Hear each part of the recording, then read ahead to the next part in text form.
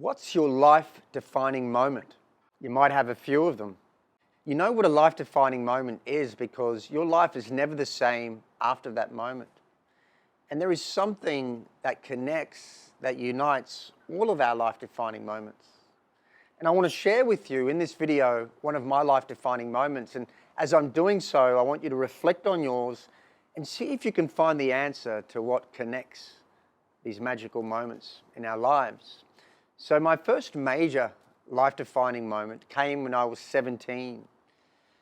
I was living with my brother and mother after my parents had separated, and my father had moved overseas back to his mother country, and that was, a difficult period for a teenage boy who was really close to his father.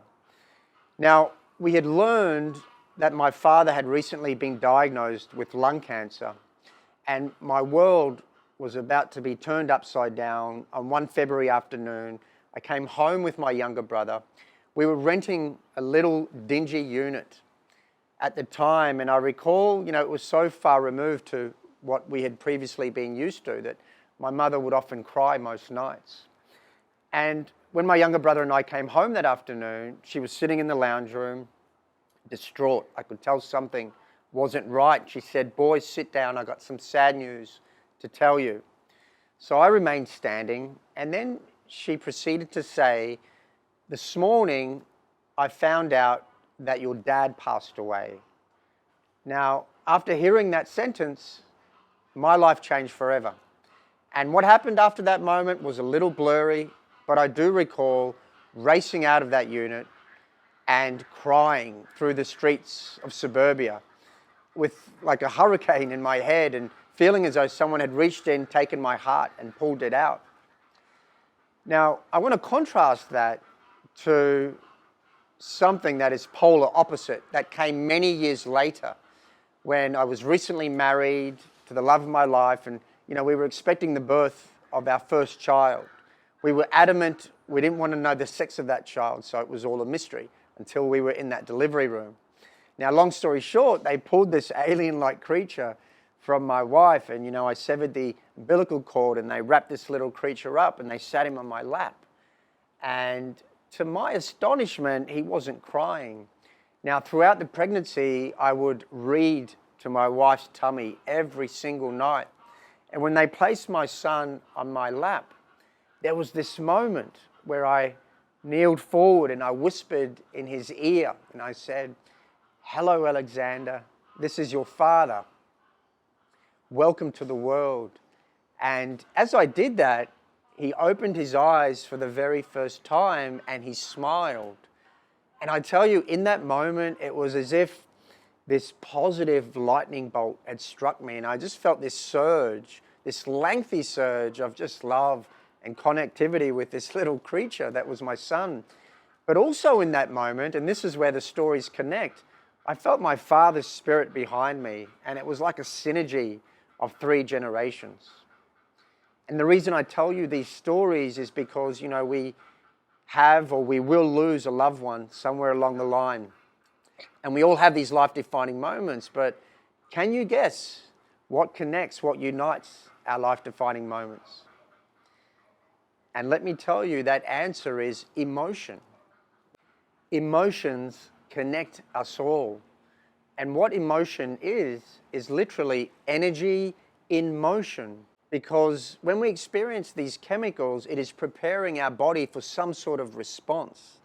In my first example, that grief, that despair, I was experiencing cortisol and adrenaline pumping through my bloodstream.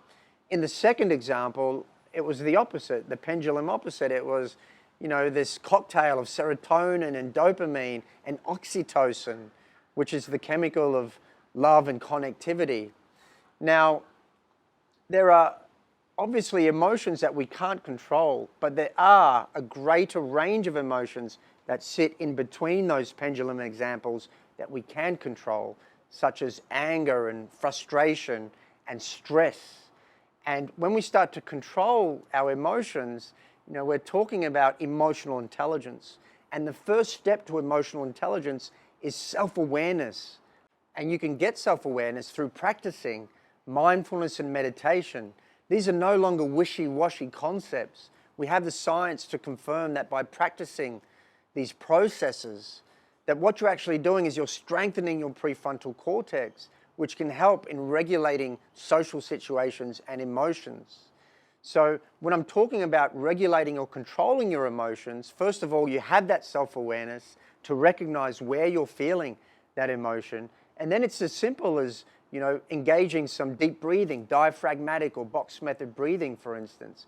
Now, all of a sudden, you are managing and controlling your thoughts and emotions as opposed to them controlling you.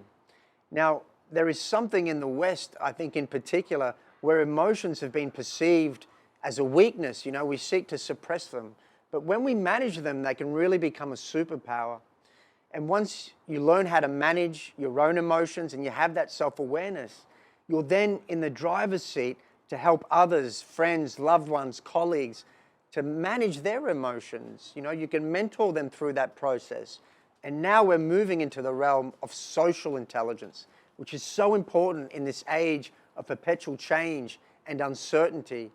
And it reminds me of this great quote by Maya Angelou, the African-American author and activist. And she said, people will always forget what you said, and people will always forget what you did, but people will never forget the way you make them feel.